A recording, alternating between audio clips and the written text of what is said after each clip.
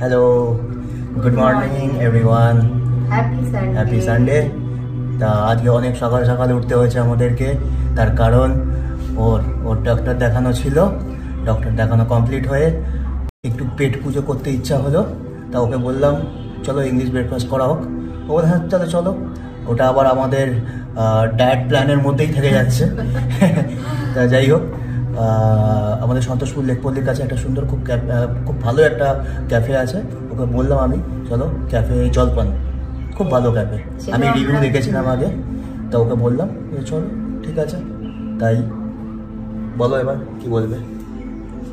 তাহলে চলো, আমার লুকসে যেও না প্লিজ, আমার মাথা ভর্তি তেল, এইরকম অবস্থা। তো আজকে দুপুরের দিকে বেরোনোরও রয়েছে, শ্যাম্পু ট্যাম্পু করবো, তো সেই প্ল্যান করেই তো তারপর হঠাৎ করে বললাম যে ঠিক আছে একটু ব্রেকফাস্ট করে নিয়ে তারপরে একবারে বাড়ি যাই। 9:30 10টা বাজছেও।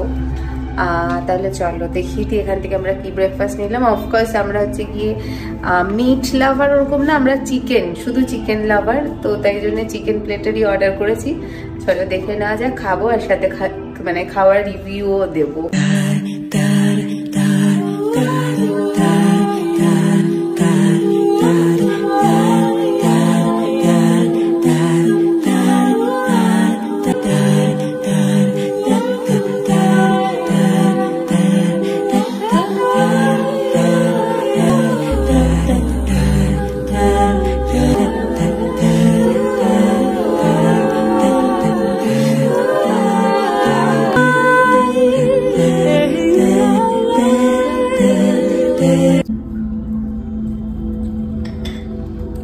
রিভিউটা দাও, কেমন রিভিউ?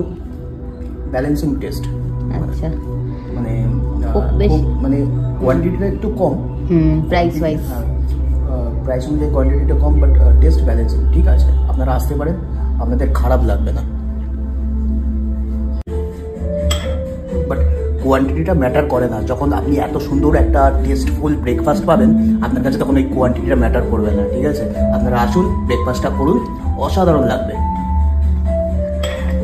হাফ এন আওয়ারের জন্য হলেও দুজনের সাথে টাইম স্পেন্ড করাটা ইম্পর্টেন্ট, যেটা আমরা মনে করি আর যেটা আমরা মাঝে মাঝে করেও থাকি।